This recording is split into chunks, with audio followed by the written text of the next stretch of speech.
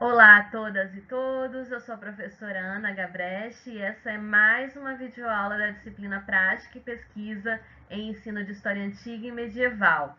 Os conteúdos que nós vamos falar hoje são referentes à nossa última unidade de estudo, a unidade 3. O intuito dessa videoaula, ou seja, o principal objetivo, é que nós possamos aprender a construir um plano de aula, que é uma das atividades solicitadas para essa unidade. Então eu peço a vocês que antes de assistir esse vídeo, leia o artigo sugerido, que já está disponível na plataforma desde o começo do semestre, o artigo da professora da Universidade Federal do Rio Grande do Norte, a professora Crislane Barbosa Azevedo, Planejamento Docente na Aula de História, Princípios e Procedimentos Teórico-Metodológicos. Esse artigo foi publicado na revista Metáfora Educacional, Então, é uma revista online, gratuita, em que foi retirado esse artigo. Então, pessoal, façam a leitura antes, porque vai nos ajudar a entender melhor o que vai ser falado aqui nesse vídeo e também para fazer a atividade solicitada. Mas antes de entrar mesmo no passo a passo de como se faz um plano de aula, vamos fazer aqui algumas considerações teóricas a respeito da importância do planejamento no ensino de história. Bom, sabemos que planejar é importante não só no ensino, mas em todas as ações dos seres humanos, toda e qualquer ação humana, quando a gente pensa a respeito, na forma que a gente vai conseguir atender as nossas metas, nós estamos planejando, Isso é planejar. Então a gente faz planejamento em todas as nossas áreas, todas as áreas da nossa vida. Quando a gente define o que a gente quer, o que a gente quer fazer, para que a gente quer fazer, como a gente vai conseguir alcançar esses objetivos, adequando as nossas atividades no tempo estabelecido. Então, isso é planejamento, Planejar é pensar. E aqui, olhando o slide, planejamento, num sentido amplo, significa um processo que visa dar respostas a um problema, estabelecendo fins e meios que apontem para sua superação, de modo a atingir objetivos antes previstos, pensando e prevendo necessariamente o futuro. Pessoal, tudo que está aqui nos slides foi retirado do texto, tá? Então, daí a importância de vocês fazerem a leitura prévia. Então, no sentido amplo, é isso. Isso é planejar.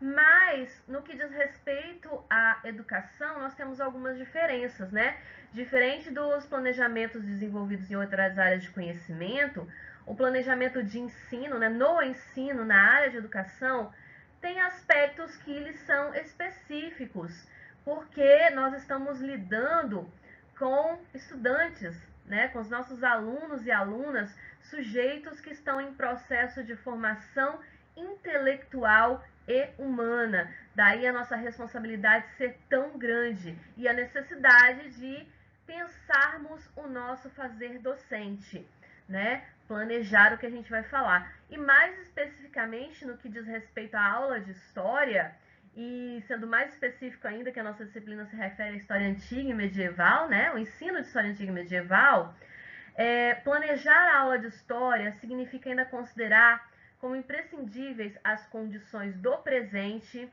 Então, veja bem, gente, nós já falamos demais isso no curso, que a história não é somente o olhar para o passado, mas também um olhar para o mundo em que vivemos. As experiências do passado, os aspectos contextuais e os pressupostos filosóficos, culturais e políticos de quem planeja e para quem se planeja. Então, esse é o grande diferencial. E nós vamos ver mais à frente como isso dialoga com a metodologia de ensino escolhida, pelo professor, pela professora, que considera muito os nossos pensamentos, as nossas influências culturais, filosóficas, políticas, no momento que nós estamos fazendo o planejamento. Mas isso nós vamos ver mais à frente nas etapas do plano de aula. O que temos que ter muito claro em mente agora, nesse começo de curso ainda, é a importância das matérias pedagógicas, a importância de pensar o fazer docente, né? Se você quer ser um bom profissional, se você quer ministrar uma boa aula, é impossível com base no improviso, né, gente? Talvez a gente possa até tentar, eu não tive tempo de pensar nada, vou lá, vou enrolar os alunos um pouquinho. É enrolar, né, pessoal? Porque uma boa aula, né, quando o professor entra em sala de aula, ele precisa estar ciente, né, do tema que ele vai apresentar, por que ele vai apresentar esse tema, né, estar ciente que o tema escolhido é parte de um todo, né, que necessita estar sempre ligado ao que foi mostrado antes e os assuntos que virão depois, para que aquilo tenha algum sentido na cabeça dos nossos estudantes, né? Um erro muito grave é esse, né? Às vezes não possuir essa visão abrangente da história e não mostrar ela com extrema clareza para os estudantes. Por isso a importância de fazer um planejamento, né, de suas aulas, porque isso vai prevenir, né, ou minimizar, né, qualquer tipo de vacilo, qualquer tipo de insegurança, né, que você tiver em sala de aula. Insegurança na execução da sua proposta de trabalho e no alcance dos objetivos propostos. E nós temos tipos diferentes de planejamentos, né? O professor, durante o período letivo, e aí esse período letivo pode ser anual ou pode ser semestral, né? Ele pode organizar pelo menos 3 tipos de planejamento para suas aulas, e elas são classificadas aqui no texto da professora Crislaine de acordo com as suas finalidades, né? E a professora aponta, né, esses tipos de planos, mas vocês vão encontrar isso também em outros autores.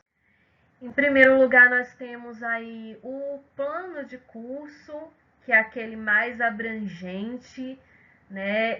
Se você está numa turma, se você está lecionando para um período anual, geralmente o plano de curso é o que você vai ensinar, que você vai lecionar, né, durante o ano todo, que ele define globalmente toda a ação que vai ser empreendida no semestre ou em um ano letivo, né, durante todo o período com a turma, né, que você vai estar com a turma.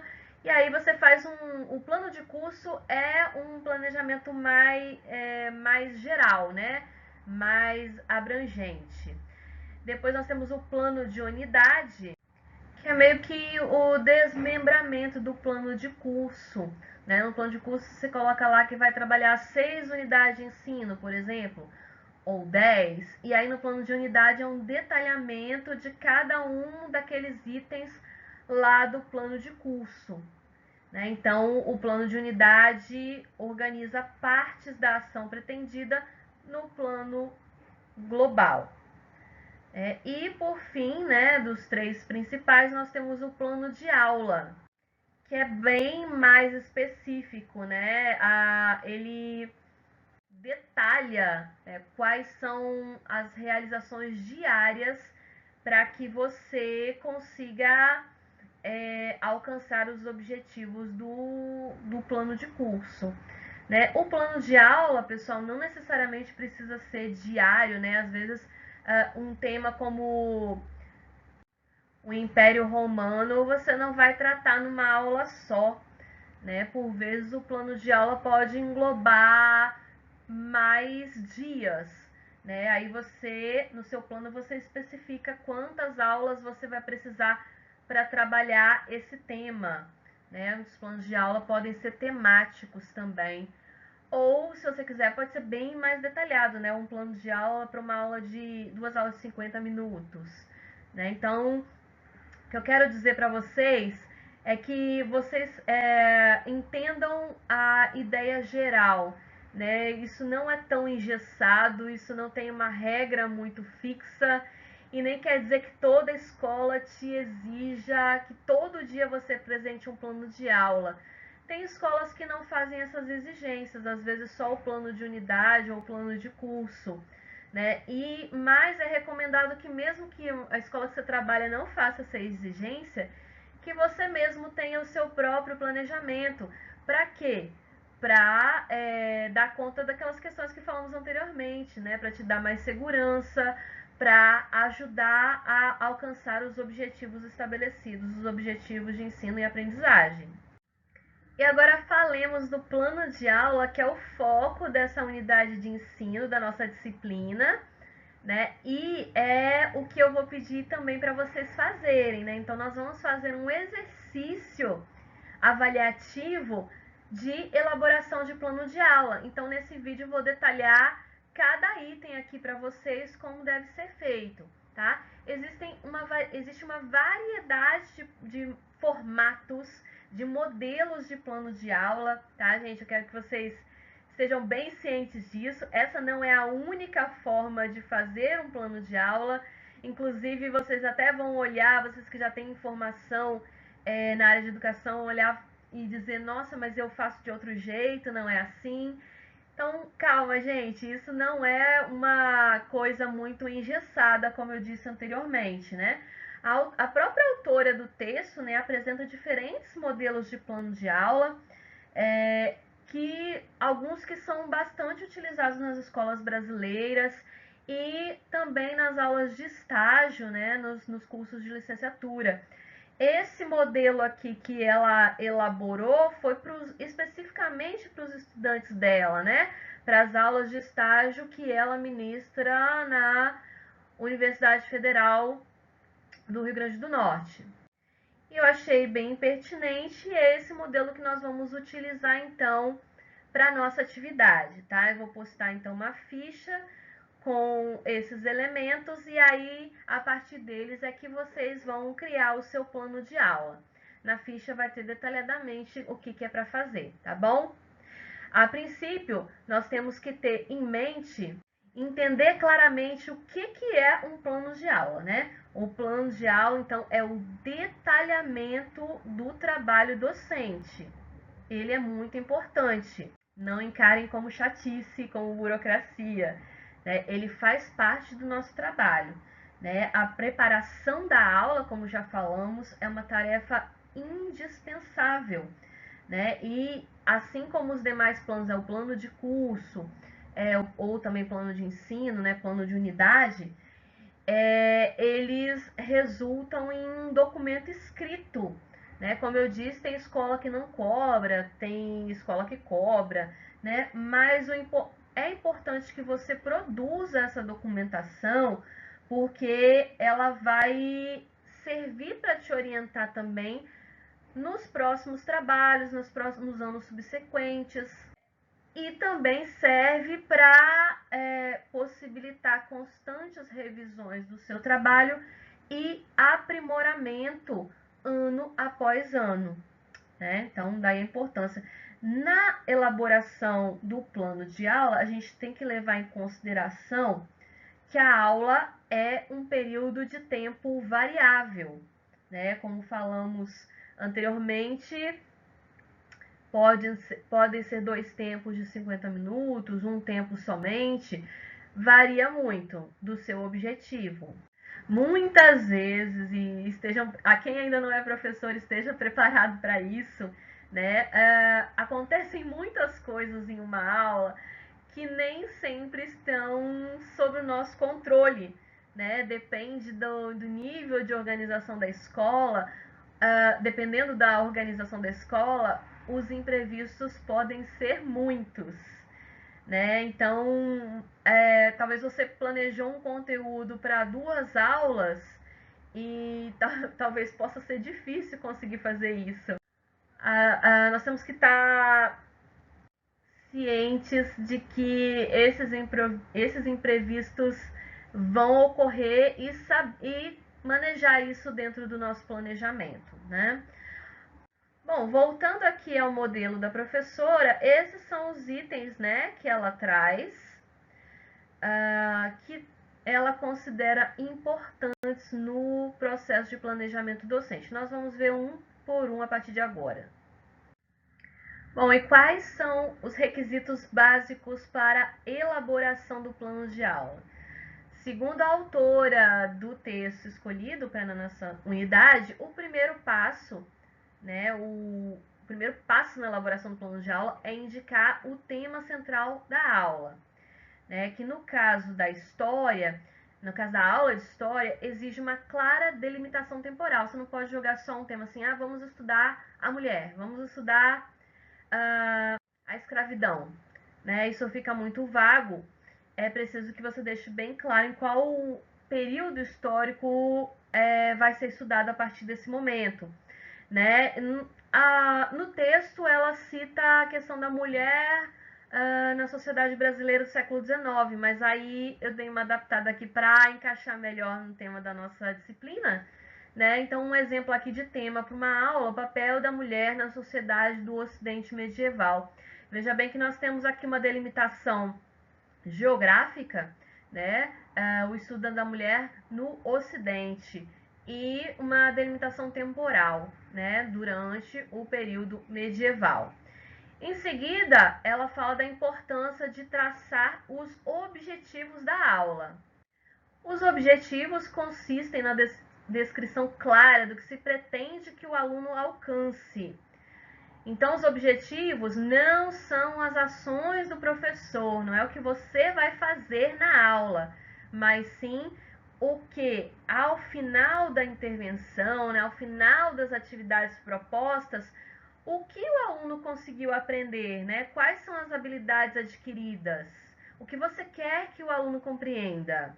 Né? Os objetivos são os alvos de aprendizagem. E a aprendizagem que se busca é a aprendizagem do aluno, né? Da aluna, do nosso estudante. Então, os objetivos são sempre para os estudantes. Devem ser pensados de acordo com as condições dispostas aos discentes, né? Então, daí a importância do planejamento, né? E de conhecer bem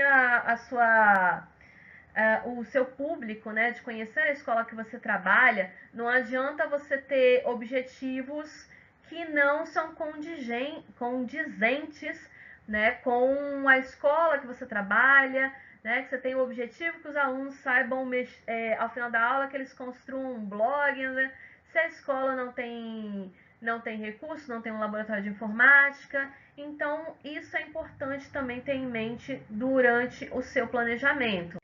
Aí ela cita também diferenças entre objetivo geral e objetivos específicos, né, dizendo que o objetivo geral ela compreende como metas a longo prazo, né, mais adequadas para um plano semestral ou anual, ou ainda para unidade de ensino, mas para momentos mais pontuais como a aula, né, os objetivos são mais restritos a determinados momentos da aula, né, por isso que ela chama então de objetivos específicos.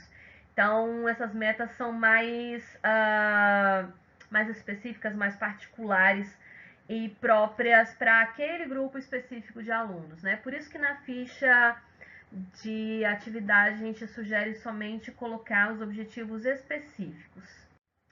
Em geral, sempre devemos usar verbos no infinitivo, né? Ao traçar nossos objetivos, ao final da aula, né, o aluno deve ser capaz de quê?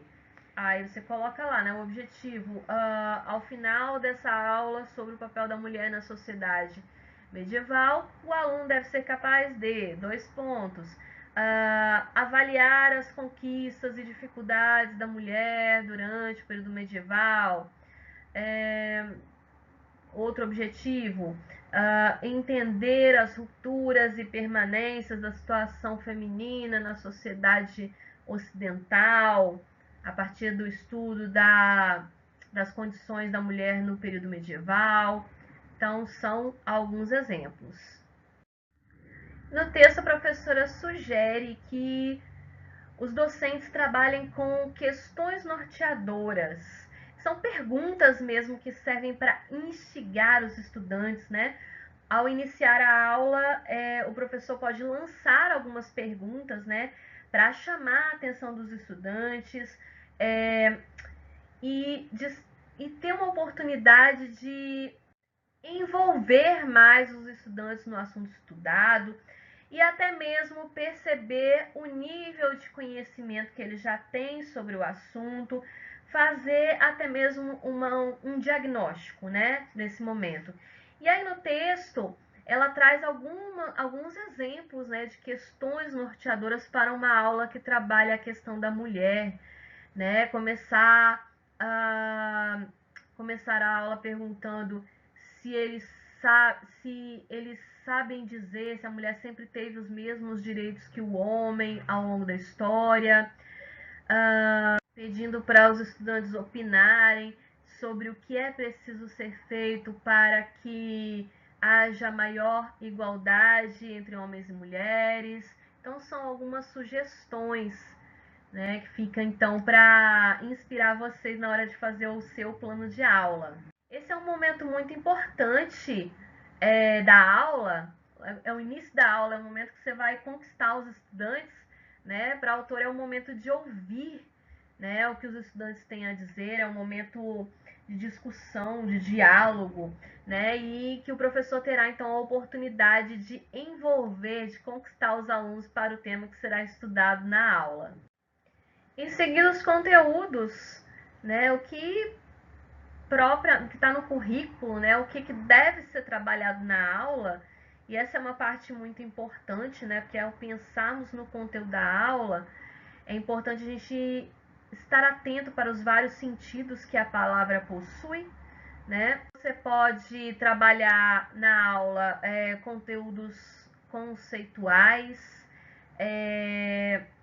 como a própria autora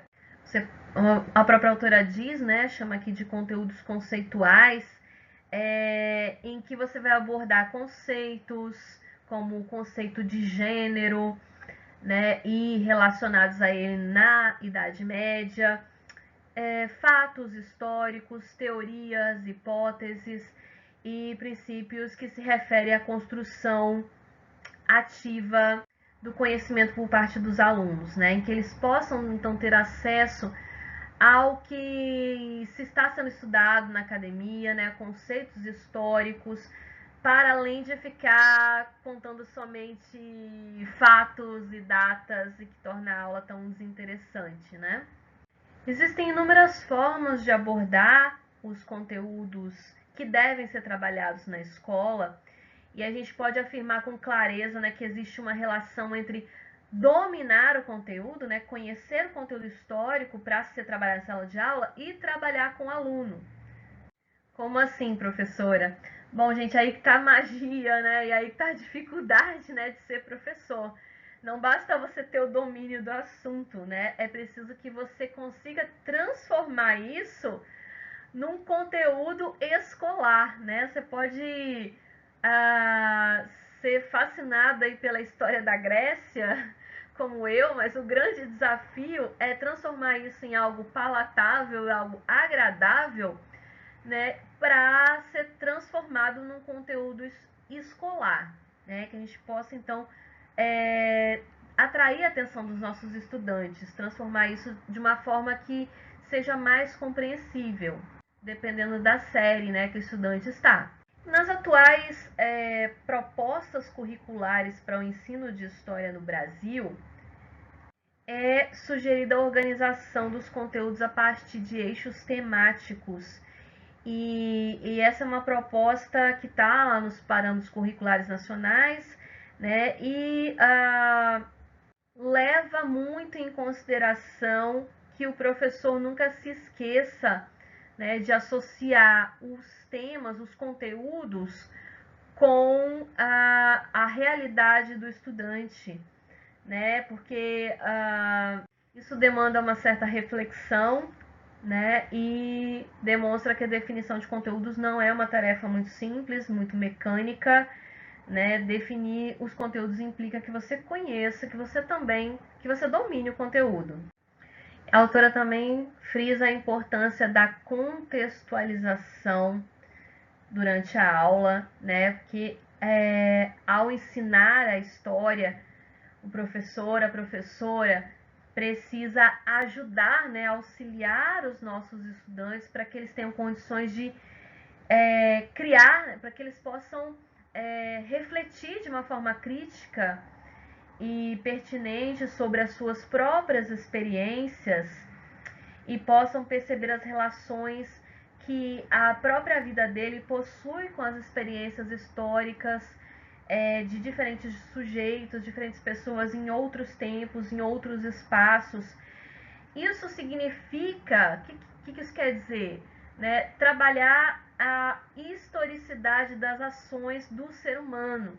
Né? Olha como era no passado, olha como era no Ocidente, como era no Oriente, como é hoje em dia, né? Para que afaste dos alunos essa visão tão compartimentada da história, né? Parece que você vai estudar a história parece que você vai estudar a história do Egito, aí depois da Grécia, e assim uma coisa não tem relação com a outra, né? Acabou o Egito, começa a Grécia, acabou a Grécia, começa a Roma, né? Então a importância de ligar os assuntos sempre que for possível, né?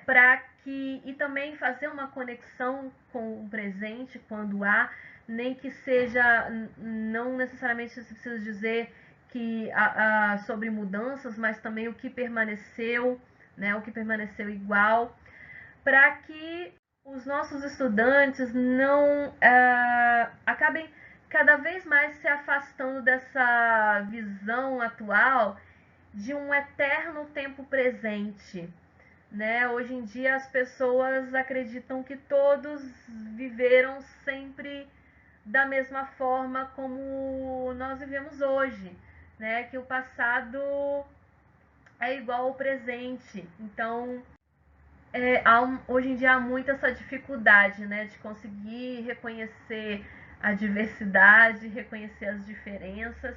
E o caminho para a gente ajudar nosso aluno nisso é da contextualização.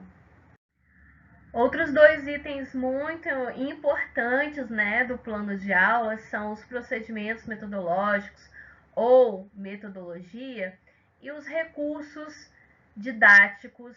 Coloquei aqui no mesmo item, mas na ficha estão separados, porque eles dialogam entre si, né? A metodologia, a palavra metodologia vocês estão ouvindo bastante nesse curso, né? Método significa caminho, né? A forma como você vai fazer alguma coisa. Então, qual é a sua metodologia de aula, né? Qual é a sua metodologia de ensino? Como que você vai guiar essa aula? Como você vai conduzir a aula? Então, esse é o momento de fazer esse detalhamento. Esse é o momento da aula em que nós vamos delimitar, deixar claro qual é o nosso posicionamento pedagógico, né? A nossa forma de ver a educação, né? Se você é um profissional que acredita numa educação mais tradicional, aqui na metodologia isso vai estar bem claro, né? Você vai colocar lá que vai ser uma aula expositiva, o professor vai explanar os assuntos, né? Daquele jeito bem que o professor fala, os alunos ouvem somente. Se você for um professor mais ligado aí às novas metodologias de ensino, vai detalhar aqui recursos, né, didáticos que possam deixar a aula mais atrativa, mais estimulante a participação dos estudantes, como utilização de músicas, histórias em quadrinhos, jogos, poesia, videogames, vídeos, e que não sejam apenas para mostrar como você é antenado, mas que sejam recursos que nos ajudem a atingir os alunos de uma forma mais ampla, mais inclusiva, que tenha como objetivo a compreensão de todos e todas, induzir os estudantes a um pensamento crítico, a ter mais curiosidade e vontade de se aprofundar no assunto. É uma tarefa difícil? muito difícil, né? Mas nós estamos aqui para encarar esse desafio. E temos também aqui no plano de aula a parte da avaliação. E aí, pessoal, quando falamos em avaliação, não falamos necessariamente de prova, né? Mas alguma forma de verificação de aprendizagem, né? A prova não é hoje em dia se pensa a avaliação, e lá no artigo ela faz uma discussão muito interessante sobre a avaliação, que aqui não vai dar tempo de detalhar, tá? Mas hoje em dia, com a modernização do pensamento pedagógico, né, nós temos visto a avaliação não mais como um instrumento de punição, né, de somente atribuição de nota para os estudantes, mas sim como uma ferramenta importante, né, que está intimamente ligada aos procedimentos metodológicos adotados pelo professor, né, porque a avaliação escolhida, né, pelo professor coloca em destaque qual é a linha de pensamento pedagógica desse professor, né? Quando você avalia somente por meio de prova, né, que cobra, especialmente em história, né, que cobra nome, data, quem fez o quê, né, ou que o aluno tem que copiar trechos do livro, você está deixando claro, né, que sua metodologia é mais tradicional, baseada na memória, na repetição, né, em que atualmente a gente tem visto que isso não é o ideal, né? Mas uma avaliação que pede que o aluno exponha seu ponto de vista, que argumente a favor ou contra uma ideia, que produza textos, participe de elaboração de projetos, proponha soluções para algum problema. Isso sim permite a reflexão, o desenvolvimento do pensamento criativo, do pensamento crítico do estudante. Então, as atuais discussões baseadas nas políticas públicas para o ensino e também as discussões acadêmicas, né, sobre avaliação, tem considerado que ela seja feita de forma mais ampla e plural possível, né? Então, na nossa atividade, né, no nosso exercício que faremos, vou pedir também que vocês façam, então, sugestões de atividades, 2 atividades, né? Uma para ser feita em sala de aula, outra para o aluno pesquisar em casa e trazer para a próxima aula, tá? E levando em conta que essa é uma disciplina de prática e pesquisa de ensino de história, que nunca saia da nossa mente que nós não somos somente professores, nós somos também pesquisadores, né? O professor é também pesquisador, né? Como dizia Paulo Freire. E vamos colocar também esse horizonte para os nossos estudantes, né? Então vamos instigar a curiosidade, que os nossos estudantes sejam capazes de construir o seu próprio conhecimento, não sejam sujeitos passivos, né, que só ficam sentados esperando as informações, né, mas que eles possam aprender a pesquisar. E aí, dentro do plano de aula sugerido pela professora Crislaine, um dos itens é sugestões de leitura para aprofundamento do tema. E aí eu vou pedir a vocês que selecionem, né, para os estudantes sugestões de leitura, né, seja de livro didático, de livro paradidático, de livro de literatura, para que os alunos sejam apresentados a novas e diferentes fontes de informação sobre os assuntos que eles estudaram na escola. E pode ser reportagem, né, algo que complemente, né, que aprofunde a aula. E é isso, pessoal, esses foram os passos, né? Qualquer dúvida, coloque lá no chat nosso fórum de dúvidas que serão respondidas. Um grande abraço, tchau, tchau.